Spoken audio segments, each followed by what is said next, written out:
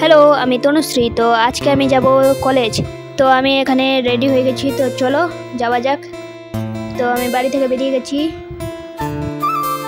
তারপরে আমি বাসে বসে গেছি। তো চলো বাইরের ভিউটাকে দেখতে দেখতে যাওয়া যাক কলেজে।